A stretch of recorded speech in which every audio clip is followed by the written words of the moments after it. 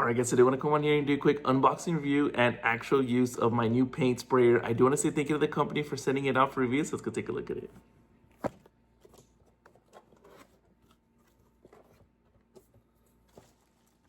Got the user manual for it. Here's the actual sprayer itself.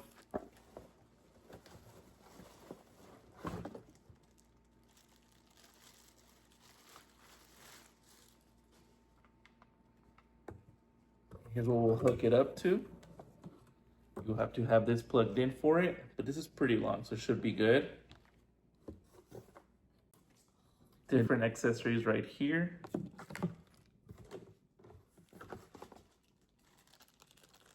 Like different spray settings for it. And then some more accessories for it right here. So let's actually go outside and actually test it out. Okay, so first I'm going to go ahead and pour the paint into the 1200 milliliter container that comes with the sprayer. I'm using the included filter to make sure that there's no debris or clumps. This step helps prevent clogging inside the brass nozzle. One of the things I really like about this unit is that it ships with 4 interchangeable brass nozzles ranging from 1.2 millimeter to 2.5 millimeter sizes. The brass nozzles are a big deal because they hold up much better than the plastic ones. They're more resistant to heat, pressure, and accidental drops, which means you're going to get more consistent spray patterns over time. Before you spray the paint surface, the manual suggests you try the water first. So as you can see, that's what we're doing here. This helps you get comfortable with the adjustable spray with knob and flow control. On top of the spray, you'll see a dial to switch between horizontal, vertical, and circular spray patterns. Between that and the flow control knob on the trigger side, you can dial in exactly how much product comes out and how wide the fan is. Doing the water test is also an easy way to spot leaks or see if your nozzle size is right for the material you're about to spray. You'll notice the spray looks really even. This is thanks to the 700-watt motor, which gives it enough power for thicker coating compared to smaller hobby sprayers. Now we're moving on to row paint on my outdoor wooden fence. This is where the 700 watts and the adjustable spray panel really shine. Outdoor projects like fences, decks, or garden chairs are exactly what this unit is built for. The spray stays consistent because of the high volume, low pressure technology. It pushes out a lot of material without creating a cloud of overspray. The double layer insulation inside the motor housing also helps keep the unit cool and safe to operate for longer periods. One thing you'll notice as we're spraying it is that how lightweight it actually feels with the container being full. The design allows you to keep your wrist at a comfortable angle, which matters on those big jobs like fences or cabinets. When you're done, cleaning is straightforward. It comes with a cleaning brush and a needle to clear any hardened paint from the nozzle. Since the nozzles are brass, they're less likely to clog in the first place and much easier to rinse clean. It also includes a lid pot and filter for easy refills between batches.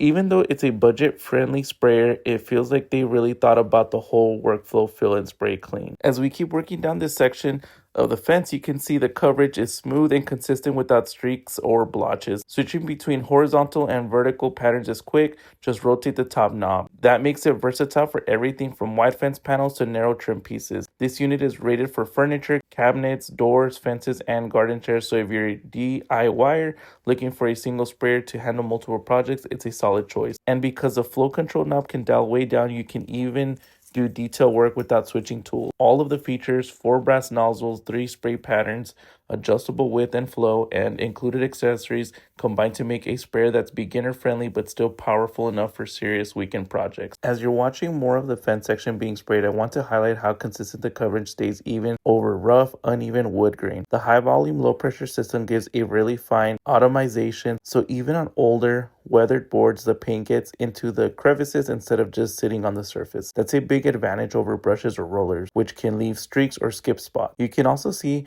how little overspray is floating in the air. That's because the adjustable flow and 700 watts of power work together to push the paint exactly where you want it. If you're planning to use this sprayer for multiple projects, a tip is to rotate through the nozzle sizes depending on the thickness of your paint or stain. We are using stain on this one. For example, the smaller 1.2 millimeter or 1.5 millimeter nozzles are great for a thinner material like sealers or light stains, while the 2.0 millimeter and the 2.5 millimeter nozzles can handle heavier paint or primers. And because the nozzles are brass, you're not going to see wear as quickly as you would with plastic, which keeps your spray pattern sharp over time. The sprayer also comes with extra paper funnels and the filter, which is handy if you're switching between different colors or finishes. So if you guys found this video useful, make sure you guys like and subscribe. But if you guys are looking for a new paint sprayer, definitely look into this one. I'm gonna leave the link in the description so y'all could get yours. Highly recommend.